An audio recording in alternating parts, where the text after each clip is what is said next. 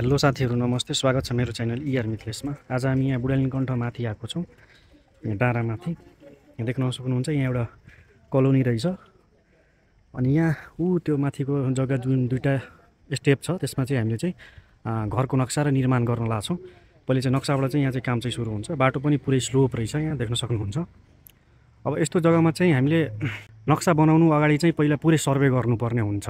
यस्तो जग्गामा जग्गा पुरै तपाईँको 29 आना छ। अब यत्रो ठुलो जग्गा तपाईँको टेपले नापेर पोसिबल पनि छैन। किन पोसिबल छैन भनेपछि तपाईँको देख्न सक्नुहुन्छ स्लोप चाहिँ धेरै छ, बाटोको पनि स्लोप छ, जग्गा पनि तपाईँको स्लोप छ।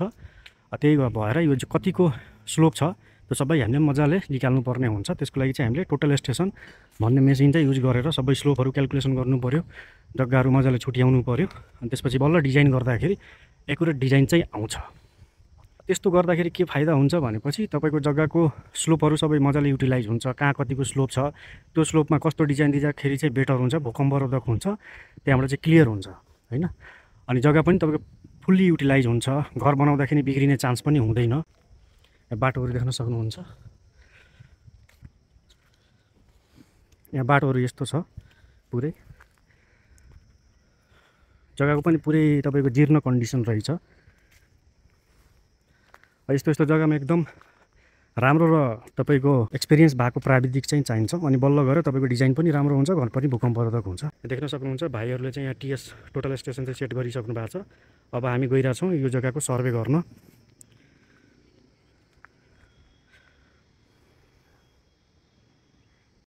देख्न सक्नुहुन्छ हामी एकदम हाइटमा छौँ। यो पुरै एरिया चाहिँ बुढालिङकण्ठ एरिया हो। यो माथि डाँडोमा चाहिँ हामी काम गर्न सुरु गरेको छौँ। पहिलो चरणमा चाहिँ नक्सा बनाउने काम हुन्छ हाम्रो। जग्गा चाहिँ यस्तो छ, यहाँ राम्रोसँग डिजाइन गर्न पायौँ भने भ्यू पनि एकदम राम्रो देखिन्छ यहाँबाट हैन। ठाउँ एकदम राम्रो छ, जग्गा पनि राम्रो छ।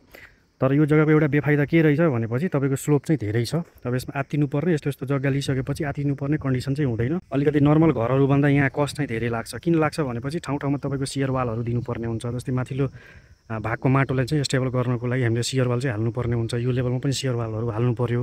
त्यसले गर्दाखेरि अलिकति कस्टहरू चाहिँ बढ्छ यहाँ।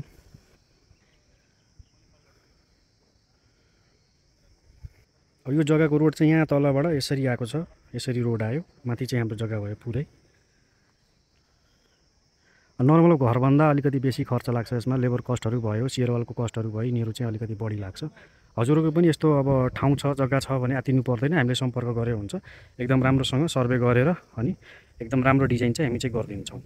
अब यहाँ मेसिनहरू हाम्रो सेट भइसकेको छ। यो मेसिनलाई हामीले सर्वे गर्छौँ, सबै स्लोपहरू मेजरमेन्ट गर्छौँ, कहाँ कतिको स्लोप छ सबै निकाल्छौँ। अनि बल्ल गएर हामीले घरको डिजाइन चाहिँ गर्छौँ। यो यस्तो जग्गामा कस्तो डिजाइन हुन्छ अब यही मेजरमेन्टबाट चाहिँ थाहा हुन्छ, यही सर्वेको रिपोर्टबाट चाहिँ थाहा हुन्छ।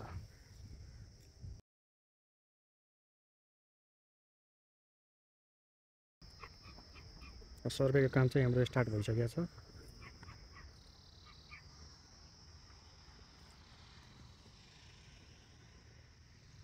पहिला हामीले चाहिँ पुरै बाउन्ड्री चाहिँ लिइरहेछौँ। अब यो बाउन्ड्री लिइसकेपछि चाहिँ हामी स्लोप लिन्छौँ। जस्तै यहाँबाट हामीले त्यहाँ मेसी राखेको ठाउँबाट चाहिँ कुन्ना हो, यसरी यसरी पुरै बाउन्ड्री छ हाम्रो। यहाँ पछाडि वाल लगाइरहेछ, अघिको ढुङ्गाको वाल चाहिँ यही हो। यो पुरै बाउन्ड्री लिनुपर्छ। अब पुरै बाउन्ड्रीहरू लिइसकेपछि बिचको स्लोप पनि लिनु पऱ्यो, लाइनहरू। त्यसपछि यहाँ पनि लिनु पऱ्यो, जहाँ जसरी स्लोप छ त्यसरी लिनुपर्छ। यहाँ देख्न सक्नुहुन्छ यहाँबाट कस्तो राम्रो भ्यू छ। अब यस्तो ठाउँमा घर बनायो भने एकदम राम्रो देखिन्छ, भ्यूजहरू पनि एकदम राम्रो छ। मेन कन्फ्युजन चाहिँ के हो, यस्तो जग्गामा चाहिँ घर बनाउन मिल्छ कि मिल्दैन? एकदम मजाले मिल्छ। अब यहाँ माटो पनि एकदम तपाईँको ढुङ्गा भएको माटो रहेछ। हामीले हेर्दाखेरि यहाँ देख्न सक्नुहुन्छ चट्टान भएको माटो रहेछ, घर बलियो नै हुन्छ। अब यो सर्वे गरिसकेपछि पुरै स्लोपको रिडिङ आउँछ हाम्रो, कहाँ कतिको स्लोप छ। त्यो स्लोप अनुसार चाहिँ हामीले डिजाइन गर्नुपर्ने हुन्छ। कस्तो डिजाइन बनाउँदाखेरि चाहिँ बेटर हुन्छ, त्यही हिसाबले हामीले गर्नु पऱ्यो।